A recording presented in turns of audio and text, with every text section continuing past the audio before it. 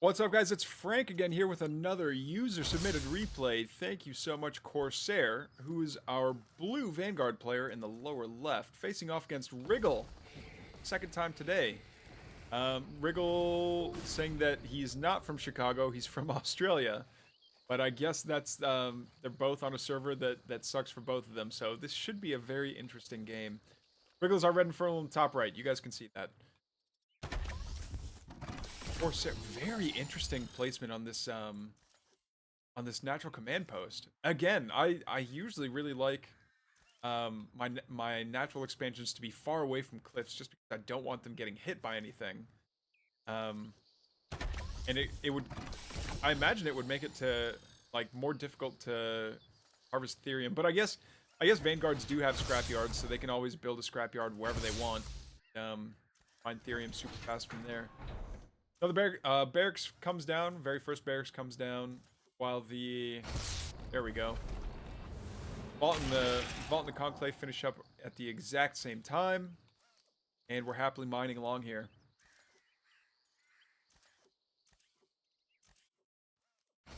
Couple of Gaunts coming on forward. Or not Gaunts, excuse me. Fiends, a couple of fiends making their way downtown, walking fast, faces past, and they're homebound. Oh no. Takes one swipe at his own servo. I was like, hey, don't take that lion down. You're tougher than that. Some tough love from the Lancer there. Which, by the way, I think also got some visual upgrades here. I wonder if it'll ever be the point where you can like change the pauldron logo. See how it has like the Vanguard V on his pauldrons? It does look pretty cool, but I wonder if eventually that'll be a customization thing. Cross-try it! You heard it here first. Use my idea. I want your game to do well. No! Alright, the Fiends are going to go back and make some mischief, but there's a single Lancer that's going to stick around to intercept them. Boop! Alright, they just give each other little scritches. Brutes come by and they say, "No, we are." Damn, son, where'd you find this? Hey, thank you so much for the follow, Load06. All right, so we've got a third finished up here for Corsair, and really, okay. There's a couple of mech bays. I miss the old mech bay animation where like this round part would get really up tall and then slam down, and there would be that splash of lava coming out of it. I thought that was a really cool animation, but I guess the community didn't like it. And there was a feedback post about it, and I guess it was so much so that like they just took that building animation out. Which is a bit odd though, because now for me it seems like it's harder to tell when something's being built. Anyway, got Corsair coming on forward with 4 servos that have been overcharged. Servo overcharge. Oh, to build one of these. Oh, a servo overcharge to put a turret right next to the Stormgate that's being built. It's actually really cool. Oh no. Yeah, you want your hedgehog to be absorbing all that damage if it's gonna get repaired for free. Did we lose a servo? We must have. There we go. Now this servo's large and in charge. Or excuse me, the repair turret's large and in charge. These servos can go back home, knowing that they've accomplished a job well done. And the Stormgate's gonna go down for free to Corsair. I love this. Dropping 2 sentry posts right next to the Stormgate that's coming online is great. Stickman comes out. Stickman needs to heal up the Lancers. Now this is I think this is one of those instances where, oh, keep the Stickman away. Oh, gonna see it coming down. He is. Stickman plus the Wellspring is gonna be quite the problem for Wriggle to solve. But we do have a Weaver out. No, that Weaver. If the Weaver gets the Stickman, that could spell a lot of trouble. Okay, one Hedgehog does get snagged. But that Weaver doesn't have enough mana, and the time that it takes to... The cooldown for the lash is quite long.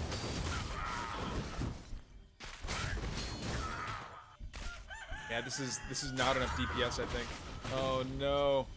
I think the curse might have gotten that Lancer. Oh well. Stickman, what are you doing? You're all by yourself? Back home, we've got a lot of mech bays coming up. And another mech bay coming up. Let me guess, you're going to play mech style. Meanwhile, back over at Wriggle's side of the map, he is up to 3 bases now. On the earlier match on Boneyard, he stayed on 2 for a long time in the game. But we've got are we going up to tier 3 yet? We're already, oh no, this is a greater shrine, not an elder shrine. I love the way this tier 2 and the tier 3 buildings look. Like, don't get me wrong, the steel flower from previous patches looked fine for the shrines, but the like gear and the evil, like the swirling runes and stuff that are inside of the shrine look pretty sick. That, and now that the ritual chamber has this like floating D20 in the middle of it, that also looks really cool. Oh, what? There we, oh no, we're going to see a cheeky little drop here from Wriggle. Gonna go for though, man. So Harbingers have heavy armor. You can't tell right now, but they do have the heavy armor tag. So if you want to build there, I would say go for the main. Like someone's army takes the longest to get back to the main. That's where you're gonna do the most damage. Meanwhile, the Hedgehog Festival is gonna chase down these gaunts and brutes. There we go. Here comes all the gaunts and a brute. But since everything got overcharged, nothing's going to take damage. Everything's going to, like, stay cursed. But nothing's actually going to, like, die, it feels like. Okay, everything loads back up. No, this one gaunt does manage to make it. That was kind of funny. Alright, a Stormgate's going to get the, it's going to get the tug-of-war treatment here. So many Hedgehogs are going to start targeting down this Weaver! Brings back a Hedgehog and knocks it down for good measure. A couple of them getting cursed. This maneuvering back and forth would typically be like pretty bad for anyone that's facing the Infernal player. Oh no, the Stickman! Target down the stick. Why did you target trees? Ay. Kind of cool that the Magmadon can knock down trees from the high ground, but Wriggle just doesn't have enough here to face down this many Hedgehogs. Hedgehogs right now are quite a problem for Infernals to bring down. Like, look at that. Look at how much firepower. Look at how much tier 2 firepower it took to take down 2 Hedgehogs. Now put that up against like an entire wall of Hedgehogs, and it can be kind of impressive. On top of that, they get the Repair-O-Matic treatment where they get repaired for free. And like there's no mana on a Repair-O-Matic, but you know what? I'm starting to think that maybe Repair-O-Matics should cost energy. I wonder if that's something that they would be willing to experiment with. Alright, Corsair gets the anti-air Stormgate minions. What do we want to start calling the creatures that pop out of a Stormgate? I've just been calling them the Cheeto Men. Or the Dorito Men, rather.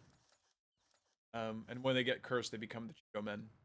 Alright, the Winner Fidget Spinner is going to make its way across the map just to get a scout off and see if there's a third, and see that there is!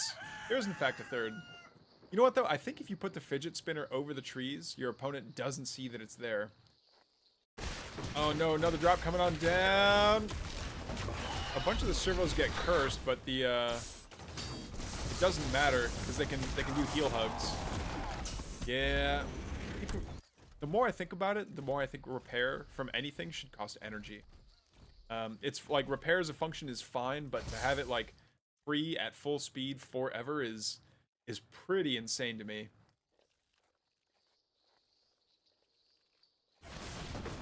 Alright, we're finally going to see an aggressive push here. It's the Oops All Hedgehogs build from Corsair. There we go. We see a bunch of the Gaunts coming on out.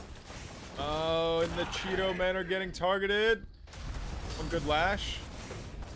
Kills a Hedgehog, but we've got to see more lashes. You need your money's worth out of these things. No, there's no stun upgrade for the, there's no stun upgrade for that poor Magmadon. Ay. Oh, getting the Medtechs. Like, prioritizing the Medtechs with the Weavers is nice, but they've got enough energy, and I'm sure they've got enough. Oh no! Decides to try and lash the one that died before the lash can land is unfortunate. But yeah, making sure that you're building a shroud highway so that the weavers actually have enough mobility to run to the front lines is great. That's why I'm personally starting to build meat farms or tribute parts, excuse me, up on the high ground on these cliffs, so that way you can like, it doesn't cost that much and the time to build is pretty low. And then from there you start building permanent effigies very far forward, so that way your opponent has to step on a shroud if they want to face you. All right, couple of Vulcans coming out, but yeah, the Lancers, or excuse me, the Vulcans against this many Weavers and Hellborn is a spicy proposition. One medtech coming on down, does get focused down by the Hellborn, but all these Hedgehogs are going to move on forward. Are they going to focus down that Weaver? They will. And the Weavers are so expensive in terms of Therium. They're like a very Therium-heavy unit. Magmadons decided to turn around and say, hey, let's play a game. There we go. There's, yeah, one Vulcan gets lashed. I hear another one shooting from somewhere. Oh, a deep one's out, and it's going to start doing massive damage to this army. But it takes, oh, and it gets loaded up into the, it got loaded up into the Harbinger. That was cool. I didn't know you could put a deep one in a Harbinger. That's crazy. Look at how huge that thing is. There's definitely some kind of black magic tomfoolery happening here. Now, if you can hang on to that deep one until you get another Stormgate and use a couple of clone stones on the deep one, that's truly terrifying. But imagine a drop. Imagine a drop, like dropping a deep one into the back line of someone's base. It's like, okay, well, you just don't get, you know, that base is just gone now. By the time you respond, your main is just gone, because it's what? It's 250 per shot against heavy. Boop. There goes that one. Boop. There goes that one. Now where's Corsair off to? Corsair sees that army, sees his brings the Mad Max army of all these Hedgehogs around. They zip on by. And again, the Infernals have so many heavy tagged units. The Brute, the Hellborn, the Magmadon, all of those are heavy tagged units, and they're gonna get the they're gonna be taking max damage from these Hedgehogs. And whatever the Hedgehogs don't clean up, the Vulcans in the back line certainly will. Oh, are they going to clean up the deep one? They do. The deep one goes down. Yeah, there's simply not enough anti-light damage here for Wriggle to take care of these Hedgehogs. Now, I know a lot of people say that the moment you see a Vulcan, stop making gaunts, just because like it turns into a complete money pit to try and take down Vulcans with gaunts, but there's really no other response for Hedgehogs besides making gaunts. You want to make sure that as many of them are staying cursed as possible, and your gaunts are fast enough that they can do damage if a Vulcan does show up, and you have Reaper's Rush. You can just leave.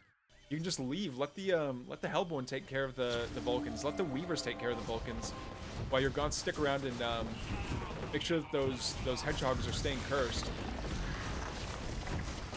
Shroudstone's getting a couple of shots off, but unfortunately not nearly enough. And again, these Magmadons are taking the brunt of all that Hedgehog fire. What is this, a sixth? The sixth of Wriggle goes down. And this is becoming quite a back and forth. Like, look at how many bases they both got. Another one attempts to be built. You've got to cancel. No, that was a kill, not a cancel.